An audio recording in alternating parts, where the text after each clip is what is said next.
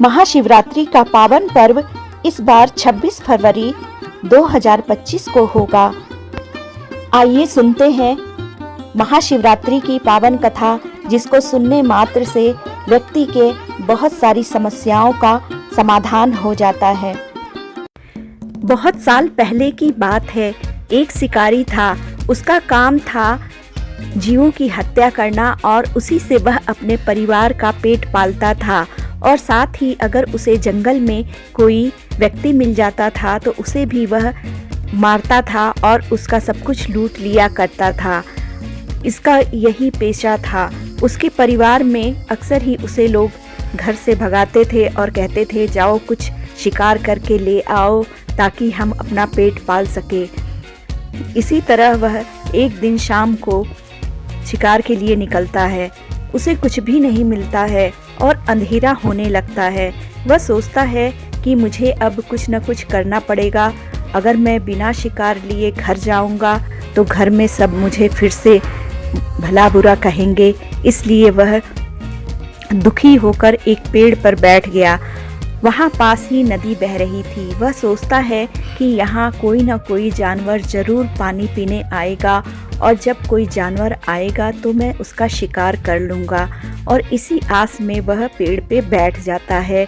जिस पेड़ पर वह बैठता है उसके नीचे एक शिवलिंग था और संयोग से वह शिवरात्रि का दिन था। थोड़ी देर बाद एक हिरन आती है और वह पानी पीने की कोशिश में थी। शिकारी की नज़र उस हिरनी पे पड़ती है। वह उसे मारने के लिए धनुष उठाता है और वह हिरनी भी उसे देखती।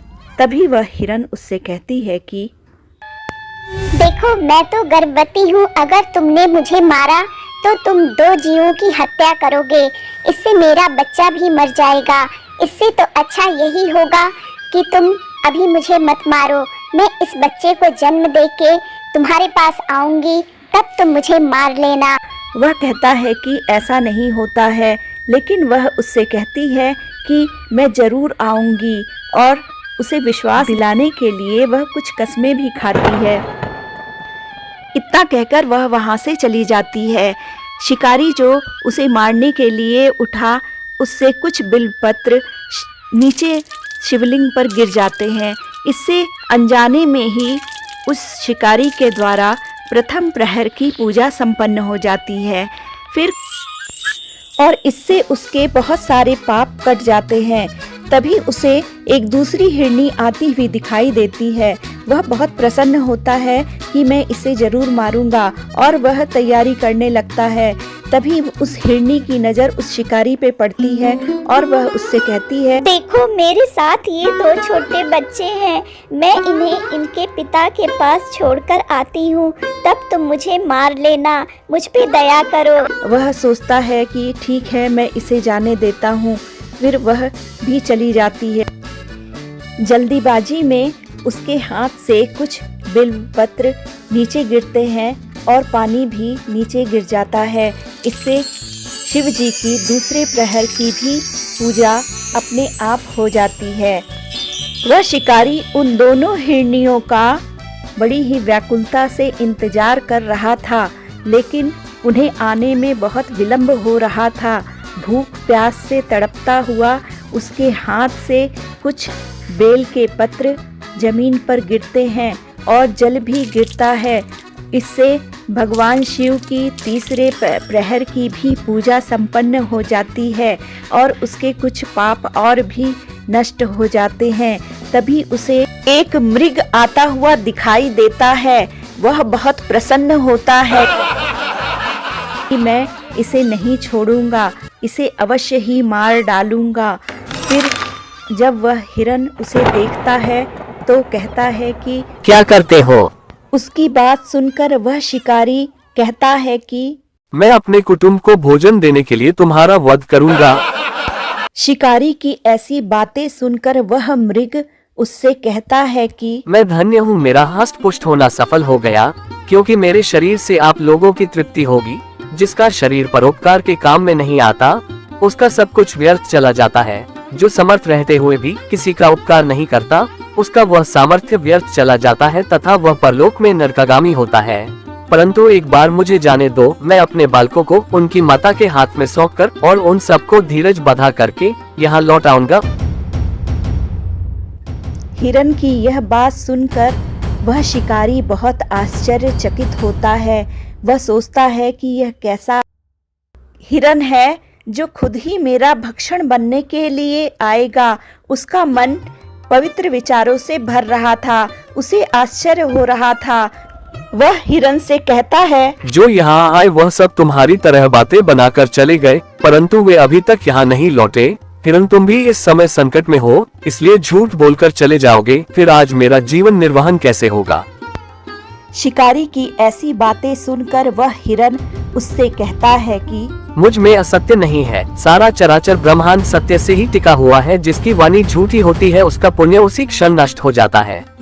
तथापि तुम मेरी सच्ची प्रतिज्ञा सुनो। संध्या काल में मिथुन तथा शिवरात्रि के दिन भोजन करने से जो पाप लगता है, झूठी गवाही देने, धरोहर को हड़प लेने तथा संध्या न करने से द्विज को जो पाप होता है, वही पाप मुझे भी लगे यदि मैं लौटकर न आऊं। जिसके मुख से कभी शिव का नाम नहीं निकलता, जो समर्थ रहते हुए भी दूसरों का उपकार नहीं करता, पर्व के दिन श्रीफल तोड़ता है तथा शिव की पूजा किए बिना और भस्म लगाए बिना भोजन कर लेता है, इन सब का पाप मुझे लगे यदि मैं लौटकर न आऊं।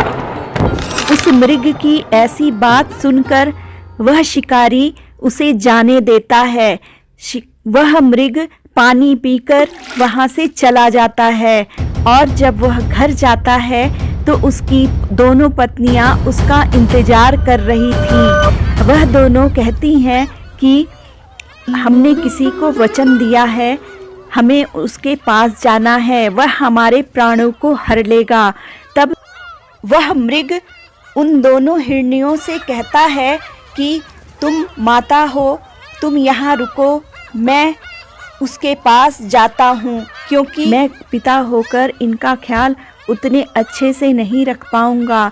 तब दोनों हिरनी कहती हैं कि स्वामी के बिना हम जीकर क्या करेंगे, इसलिए इन बच्चों को हम पड़ोसियों को दे देते हैं और तीनों ही चलते हैं। यह सुनकर सत्य के पाश से बंधे हुए सब निश्चय करते हैं कि हमें वहां अवश्य जाना चाहिए, क्योंकि तीनों प्रतिज्ञाबद्ध हो चुके थे। अपने बच्चों को पड़ोसियों को देते हैं, लेकिन जब वह तीनों जाने लगते हैं तो बच्चे भी उनके साथ हो लेते हैं और कहते हैं कि जो आपकी गति होगी वही हमारी भी होगी, हम आप लोगों के बिना नहीं जी सकते हैं। इस तरह वह सभी उस शिकारी के पास जाते हैं। शिकारी उन्हें देखकर बहुत खुश होता है और उन्हें मारने की तैयारी करने लगता है। इसी बीच उसके हाथ से कुछ और बेलपत्र शिवजी पर गिर जाते हैं और कुछ जल की भी शिवजी पर गिर जाता है। इस तरह चौथे प्रहर की भी पूजा संपन्न हो जाती है और उसके सारे पाप नष्ट हो जाते हैं। वह बिल्कुल ही पाप रहित हो जाता है। उसके मन में और भी शुद्धता के विचार आने लगते हैं। शिकारी को देखकर वह तीनों हिरन कहने लगते हैं कि हे शिकारी, तुम हमारे प्राणों को ले सकते हो। हम सत्य से बंधे हुए तुम्हारे पास आए हैं। हमें हमारे वचनों ने बांध दिया, इसलिए हम तुम्हारे पास आए हैं और तुम हमारे प्राणों को ले लो। तब वह मन ही मन सोचता है कि ये हिरन ज्ञानहीन पशु होने पर भी धन्य है, जो ज्ञानहीन होकर भी अपने शरीर से परोपकार करना चाहते हैं। लेकिन धिक्कार है मेरे जीवन को कि मैं अनेक प्रकार के कुकृतियों से अपने परिवार का पालन करता रहा। उसे अपने किए गए पुराने कृत्यों पर बहुत ही अपमान महसूस होता है। उसे लगता है धिक्कार है मेरे जीवन को, और फिर वह उन्हें कहता है कि तुम सब मुक्त हो, तुम सब जा सकते हो और खुशी खुशी अपना जीवन जियो। मुझे तुमसे कुछ भी नहीं चाहिए और तुम सब धन्य हो। इस तरह उस शिकारी ने उन्हें जाने दिया और प्रातः भी हो गई। उपवास, रात्रि जागरण तथा शिवलिंग पर बेलपत्र चढ़ाने से अनजाने में ही पर शिवरात्रि की पूजा पूर्ण हो गई। अनजाने में ही की हुई पूजन का परिणाम उसे तत्काल मिला। शिकारी का हिंसक हृदय निर्मल हो गया, उसमें भगवत शक्ति का वास हो गया और उसकी इस कार्य से प्रसन्न होकर तुरंत ही शिवजी ने साक्षात उसे दर्शन दिया और सुख और समृद्धि का वरदान भी उसे दिया। तो मित्रों, कहते हैं कि शिवरात्रि का व्रत शिवलोक की प्राप्ति कराने वाला है। इस व्रत के समान पापनाशक, मोक्षदायक दूसरा कोई व्रत नहीं है। तो भक्तों, प्रेम से बोलिए ओम नमः शिवाय।